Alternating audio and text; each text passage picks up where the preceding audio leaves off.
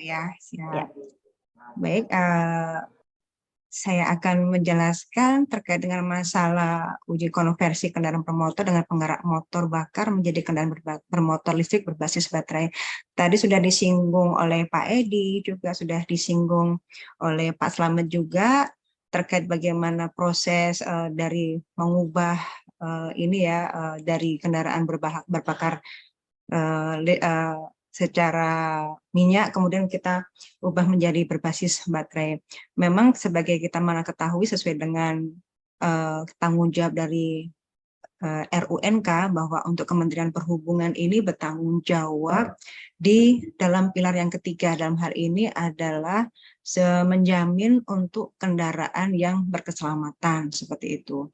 Jadi apabila segala sesuatu yang bergerak di jalan raya itu harus melakukan uji konversi atau melakukan untuk uji tipe terlebih dahulu, khususnya dalam hal ini sekarang yang lagi booming yaitu mengenai tentang perubahan dari kendaraan berbasis bahan bakar minyak diubah menjadi ke kendaraan bermotor berbasis listrik seperti itu. Lanjut, nah kalau misalkan kita melihat di sini, kalau misalnya juga sudah singgung oleh Pak Edi juga terkait bagaimana apa sih sebetulnya yang menjadi tugas pokok fungsi dari BPLJ-SKB, mungkin secara sedikit akan saya jelaskan untuk overview-nya, bahwa untuk di BPJSKB sebagai unit pelaksana teknis dari Kementerian Perhubungan sebagai penyelenggara pelayanan pengujian tipe kendaraan bermotor. Jadi segala sesuatu untuk kendaraan yang dia diproses mulai dari awal, ya baik itu untuk uji tipenya ataupun perubahan bentuk, diwajibkan untuk melakukan uji tipe di BPJSKB seperti itu, baik untuk tipe kendaraan bermotornya, untuk kereta gandengannya, kereta tempelan, baik juga karoseri dan juga kendaraan khusus.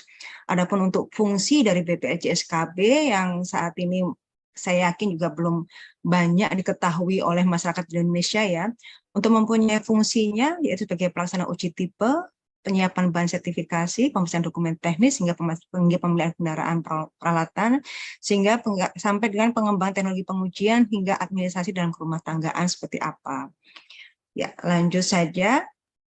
Nah, untuk proses dari yang dilakukan di pengujian kendaraan bermotor dalam ini BPJSKB itu meliputi pengujian tipe di sini ya, kemudian pemeriksaan fisik rancang bangun karoseri, sampai kemudian juga pengujian sampel kendaraan bermotor, kemudian melakukan pengujian modifikasi atau kendaraan custom, ya ini juga menjadi peluang juga buat rekan-rekan atau adik-adik yang bergerak di SMK ya, bahwa bukan hanya pengujian konversi saja, nanti juga akan sudah mulai ada di Indonesia terkait dengan masalah pengujian modifikasi atau untuk kendaraan custom.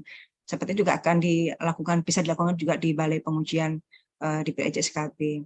Kemudian pengujian emisi CO2, kemudian sebagai konsumsi bahan bakar kendaraan bermotor, kemudian pengujian terhadap pengembang prototipe teknologi kendaraan bermotor, hingga yang terakhir yang sekarang saat ini kita lakukan di webinar adalah pengujian kendaraan bermotor konversi seperti itu.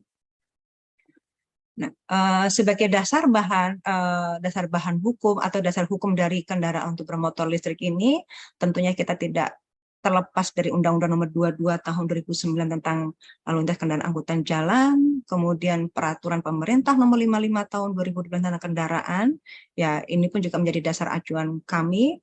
Kemudian sebagai percepatan Presiden atau Peraturan Presiden Tahun Nomor 55 Tahun 2009 tentang percepatan program kendaraan listrik ya berbasis baterai. Kemudian perubahan dari PPM nomor 23 tentang perubahan tentang uji tipe kendaraan bermotor, hingga yang terbaru di sini kalau misalnya kita lihat bersama yaitu Peraturan Menteri Perhubungan nomor 87 tentang pengujian tipe fisik kendaraan bermotor listrik berbasis baterai. Nah, terus kemudian tadi sudah disinggung juga terkait dengan besaran dari ini ya PNBP yang harus dibayarkan oleh pihak customer terkait dengan PM nomor 92 tahun 2001 tentang besaran persyaratan dan tata cara pengenai tarif atas penerimaan negara bukan pajak sehingga sampai 0 rupiah tadi sudah disampaikan oleh Pak Edi dari Direktorat Sarana untuk kebijakan PMK 138 yang mengenai tarif volatil seperti itu sebagai dorongan atau sebagai ini ya percepatan dalam pengembangan kendaraan untuk berbasis listrik.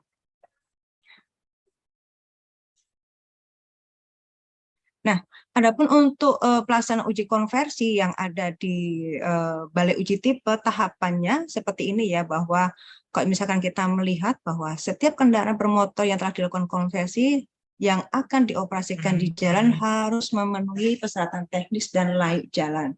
Jadi apapun yang berjalan di atas jalan raya tentunya harus memenuhi aspek hukum terkait aspek teknik keselamatannya seperti itu. Untuk memenuhi persyaratan teknik dan layak jalan, setiap kendaraan bermotor yang telah dilakukan konversi harus dilakukan pengujian.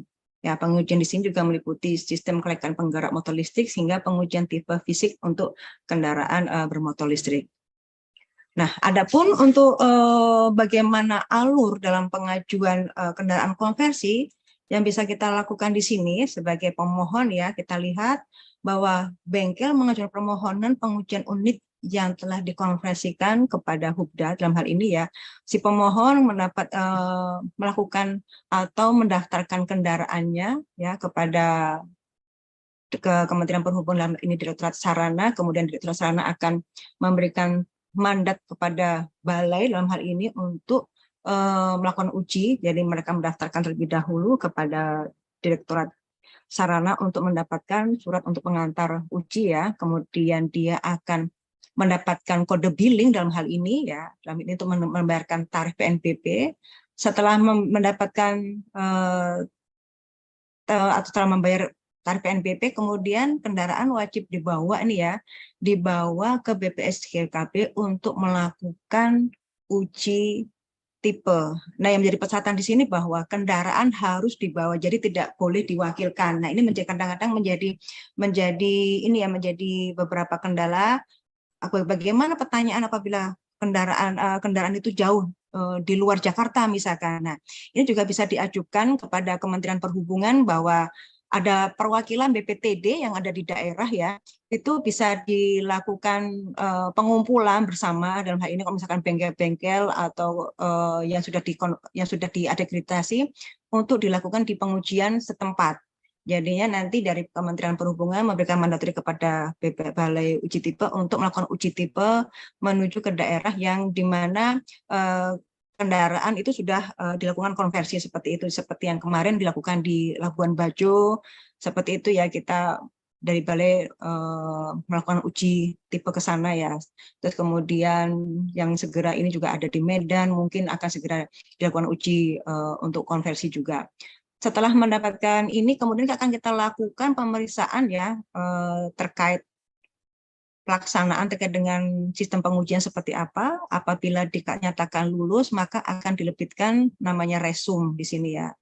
Setelah resum diterbitkan, maka akan dilakukan atau diterbitkannya namanya SUT.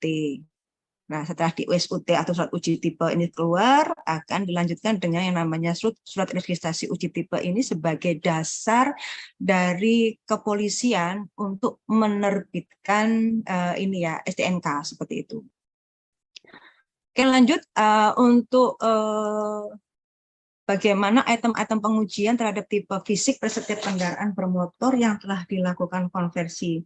Sebetulnya kalau misalkan kita lihat hampir sama ya antara sepeda motor atau kendaraan bermotor selain sepeda motor, item-item uji yang wajib dilakukan di uji tipe dalam hal ini ya, meliputi pengujian efisiensi rem utama, kemudian pengujian daya pancar dan arah sinar lampu, kemudian pengujian tingkat suara klakson, penimbangan berat kosong, akurasi penunjuk kecepatan, pemeriksaan konstruksi hingga keselamatan fungsional.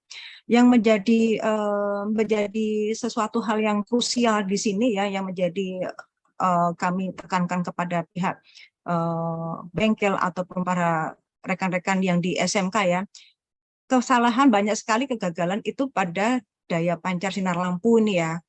Nah, biasanya kalau misalkan sebatas ambang batasnya itu 12.000 kandela, nah kadang-kadang untuk banyak kendala ini pada di pengujian daya pancar atau sinar lampu. Ini menjadi tolong nanti kalau misalkan memang dari rekan-rekan teman-teman yang di SMK maupun di bengkel-bengkel untuk menjadi konsen dalam ini ya pada saat melakukan ini ya konversi tersebut untuk pengujian daya pancar ini wajib menjadi konsentrasi karena banyak terjadi kegagalan itu pada saat uji tipe di pengujian daya pancar atau sinar arah lampu ini ya. Terus kemudian terkait dengan kendaraan bermotor selain sepeda motor, ada sama juga ya, hampir sama. Pengujian efisiensi rem utama, kemudian daya pancar dan sinar lampu, tingkat suara klakson, penimbangan berat kosong, pengujian akurasi penunjuk kecepatan. Nah, ini juga ya untuk speedometer ini juga menjadi konsentrasi pada rekan-rekan nanti memang menjadikan ini ya akan melakukan satu perubahan dari kendaraan BBM menjadi kendaraan listrik, tolong untuk pengujian akurasi alat penunjuk kecepatan speedometer menjadi konsentrasi juga. Karena kegagalan pada saat uji tipe itu antara sinar lampu, kemudian dan pengujian pada speedometer. Jadi nanti menjadi tekanan di sini pada saat melakukan perbaikan atau perubahan. Terus kemudian pemeriksaan konstruksi, ya hampir sama ya, pengujian kincup roda, kemudian pengusaha kendaraan bermotor listrik, pengujian tanjakan. Nah, ini yang menjadi konsentrasi untuk pada saat uji listrik ya. Pengujian tanjakan, perlindungan kontak langsung, perlindungan kontak tidak langsung, hambatan isolasi dan keselamatan fungsional seperti itu. Nah, kalau misalkan kita lihat di sini parameter untuk uji rem utama ya, efisiensi rem utama ini adalah merupakan batas atau ambang dari batas minimal yang harus dipenuhi. Minimal 60% dari JPBB sumbu kendaraan atau jumlah berat yang diizinkan ya. Untuk kemudian daya kendali maksimal adalah 500 Newton atau 50 kg. Untuk parameter uji rem parkir, efisiensi rem utama ya, untuk standar dari ambang batasnya yaitu untuk mobil penumpang minimal 16%, ya untuk mobil barang dan bus minimal 12%. Untuk daya kendali, mobil penumpang maksimal 400 Newton atau 40 kilo, mobil barang dan bus maksimal 500 Newton atau 50 kilo. Kemudian untuk pengujian klakson yang kita lihat di sini, untuk paling tinggi atau maksimal sesuai dengan batas dari Kementerian KLH yang dikeluarkannya, bahwa untuk suara klakson maksimalnya adalah 118 desibel. Untuk paling rendahnya adalah 83 desibel. Maka kalau misalkan tadi dari Pak Edi sudah menyampaikan persyaratan yang harus dimiliki oleh bengkel konversi, maka ini pun juga menjadi persyaratan utama untuk dalam pada saat dia melakukan perubahan seperti itu. Terus kemudian untuk parameter uji kincup roda depan toleransinya ya, batas toleransi lebih kurang dari 5 mm per meter seperti itu. Untuk pengukuran radius putar pun juga hampir sama ya. Radius putar kendaraan bermotor tanpa kereta gandengan atau kereta tempelan maksimum adalah 12.000 mm. Untuk radius putar kendaraan bermotor dengan kereta gandengan atau kereta tempelan maksimum adalah 18.000 mm seperti itu. Nah, untuk daya pancar, parameter untuk uji lampu utama daya pancar keterangannya lebih dari atau sama dengan 12.000 kandela. Ini tolong pada saat rekan-rekan nanti merubah ini ya kendaraan tersebut diperhatikan karena sering kegagalan ada di daya pancar untuk sinar lampunya. Kemudian penyimpangan arah sinar lampu utama tidak lebih dari 0 derajat atau 34 ke kanan dan 1 derajat 0,9 detik ke kiri seperti itu ya. Ini harus menjadi konsentrasi di sini dari pihak balai mengingatkan kepada rekan-rekan yang di SMK ataupun bengkel-bengkel ya, menjadi konsentrasinya di sini nih ya. Terus kemudian pengujian akurasi alat penunjuk kecepatan penyimpangannya ya untuk speedometer diperhatikan adalah 10%, minus 10% sampai dengan plus 15% diukur pada kecepatan 40 km per jam. Jangan sampai pada saat kita lihat di speedometer, antara speedometer yang ada tertera di kendaraan dengan alat uji lebih tinggi atau lebih rendah dari yang diujikan di kendaraan bermotornya atau pada saat di alat ujinya seperti itu. Terus kemudian sebagai untuk parameter uji berat, toleransi adalah 5/100 dari data spesifikasi. Kalau misalkan kemudian kita lanjut untuk pemeriksaan konstruksi dari kendaraan bermotor, mulai dari langkah landasan, kemudian motor penggerak, sistem pembuangan, sistem penerus daya, sistem roda-roda, suspensi ya, alat kemudi, sistem rem, lampu, kemudian komponen pendukung dan kelengkapan kendaraan ini harus memenuhi persyaratan yang tertera pada PP 55 tahun 2012. Jadi nanti kalau misalkan rekan ini sudah mulai membaca ya bagaimana terkait dengan masalah hal-hal apa saja yang harus dipenuhi pada saat pemeriksaan konstruksi. Untuk menginjak list kita terkait dengan item uji kendaraan listrik, di Balai BPSKB sendiri belum mempunyai alat uji masalah ketahanan untuk sistem baterai ya.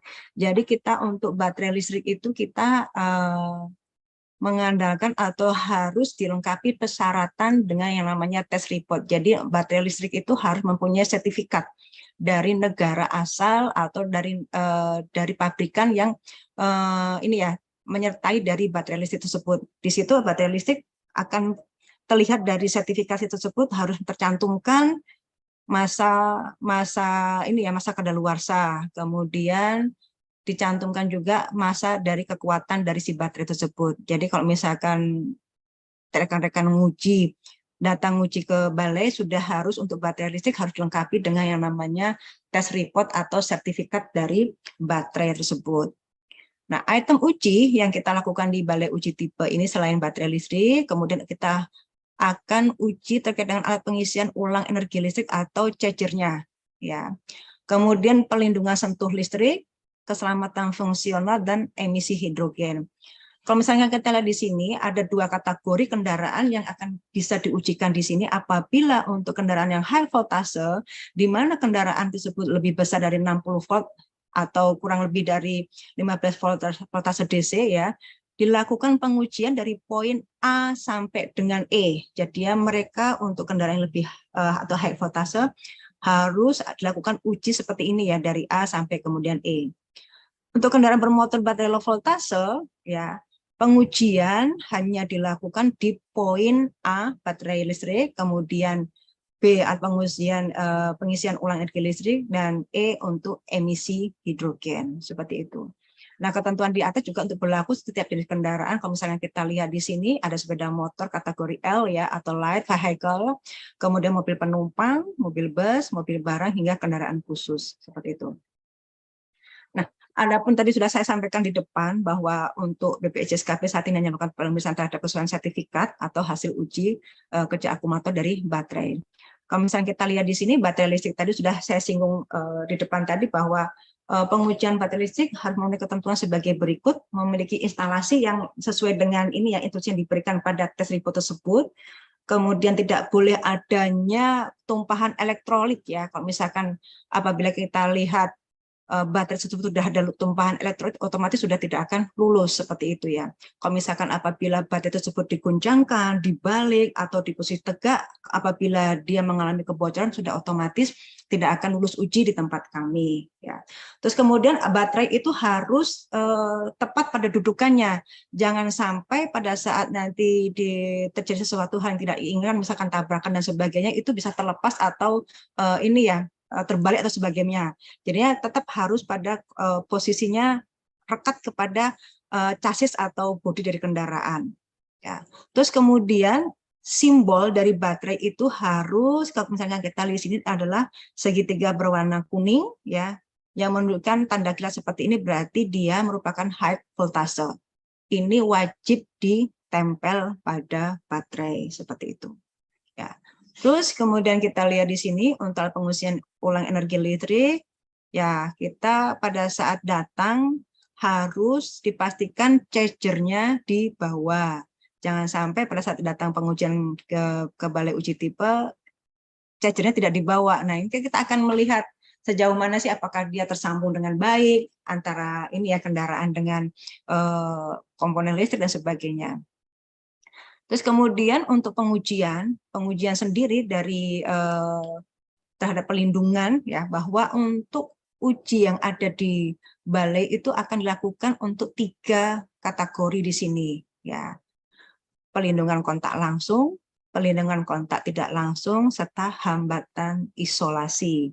Seperti apa yang misalnya kita saksikan di sini sama-sama untuk pelindungan kontak langsung itu adalah Yang pertama adalah untuk pelindungan di dalam area penumpang dan bagasi, kita menggunakan model IPXHD. Jadinya kita melihat kalau misalkan kita lihat di sini toolnya itu adalah yang ini nih yang paling seperti apa kawat ya.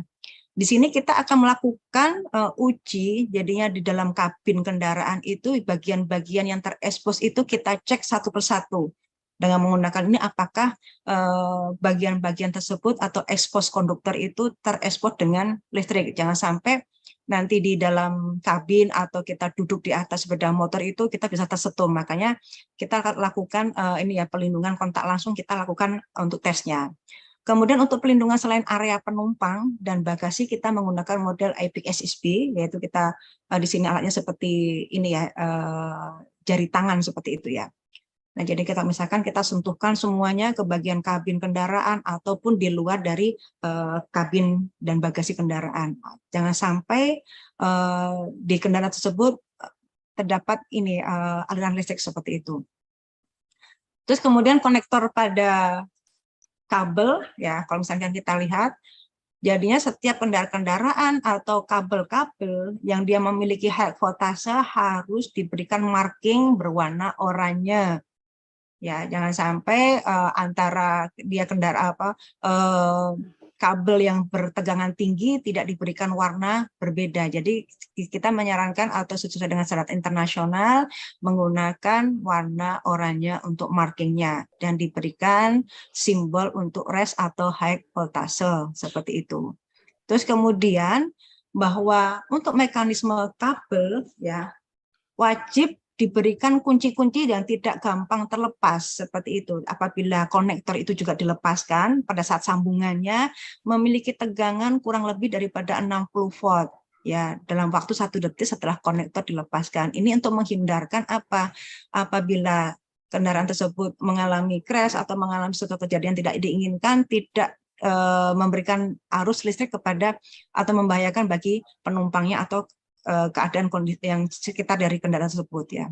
Oke, baik Bu. Kemudian, punten, waktunya mungkin tinggal 1 menit lagi ya. Oke. Terus kemudian pelindungan tidak langsung kita lihat di sini ada beberapa alat yang kita miliki ya.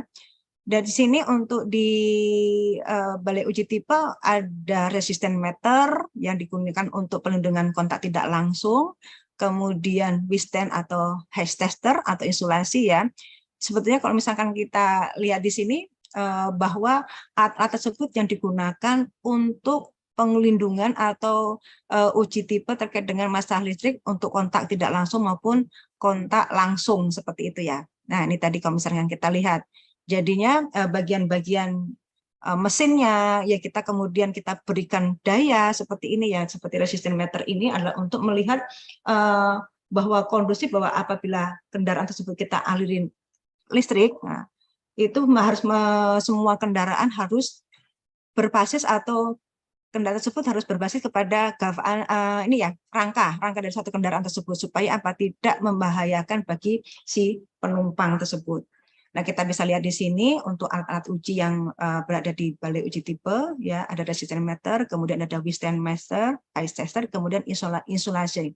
Kalau untuk pengujian isolasi ini harus mendapatkan pendampingan dari APM ya. Untuk saat ini balai uji tipe juga belum melakukan uji isolasi. Isolation ini karena tidak semuanya APM itu ini ya berkenan untuk membuka dari komponen dari baterai tersebut. Nah, jadinya kalau isolasi ini supaya memastikan bahwa apakah benar-benar baterai tersebut atau kendaraan tersebut itu bebas dari aliran listrik apabila terjadi sesuatu hal yang tidak kita inginkan. Nah ini bisa langsung saja. Kemudian ada pelindungan terhadap air ya. Jadi kalau misalkan negara Indonesia itu merupakan negara yang tropis di mana curah hujan sangat tinggi, kita pun juga melakukan uji ini ya, uji untuk pelindungan terhadap air, alat-alatnya seperti ini. Jadi kita ada yang disemprotkan, kemudian ada diteteskan seperti itu. Ya. Terus kemudian, nah ini menjadi terakhir ini menjadi konsentrasi juga bagi kendaraan-kendaraan yang melakukan uji konversi ada keselamatan fungsional bahwa untuk setiap kendaraan bermotor harus dilengkapi dengan indikator alat informasi pengemudi saat kondisi kendaraan siap dikendarai. Jadi ada indikator, jangan sampai tidak ada indikator. di lampu dashboardnya ya, seperti itu ya. Kemudian dilengkapi dengan indikator sinyal optik ya, bahwa dapat didengar pada saat orang tersebut meninggalkan kendaraan. Jangan sampai si pengemudi ini apabila dia meninggalkan kendaraan pada posisi kendaraan masih nyala, ini sangat bahaya. Jadinya ada sinyal optik yang menyampaikan bahwa kendaraan sudah off atau on, seperti itu ya. Terus kemudian ini kategorinya ya, untuk starter ya harus atau dia menyalakan kendaraan itu melakukan 2 tahap ya. Jadi tahap untuk mematikan kendaraan atau untuk 2 tahap untuk menghidupkan. Jadi ya begitu diputar kontak, kemudian ada baru bisa di starter. Jangan sampai tidak 2 tahap untuk menyalakan kendaraan ya. Jadi untuk kategori oil ini ada 2 tahap, untuk mematikannya ada 1 tahap. Nah, untuk indikatornya ya harus ada indikator untuk baterai ya, sama seperti dengan di handphone. Kalau misalkan ada indikatornya, menunjukkan bahwa baterai kita dayanya sudah kurang, ini wajib ada indikatornya. Terus kemudian penonaktifkan fungsi mundur saat kendaraan dalam keadaan maju. Jangan sampai tidak dilengkapi ya, pada saat kendaraan maju harus ada fungsi untuk menonaktifkan fungsi mundur pada saat kendaraan gerakan maju. Ini wajib. Kadang-kadang bengkel-bengkel itu suka lupa seperti itu ya. Jadi kadang-kadang sehingga mengakibatkan kendaraan itu tidak lulus uji. Nah, ini misalnya kita lihat untuk keselamatan fungsionalnya ya. Nah, kategori LM dilengkapi dengan indikator siap dikendarai. Harus 2 tahap. Diingat-ingat rekan-rekan yang di SMK maupun bengkel, untuk menyalakan kendaraan harus ada 2 tahap seperti itu.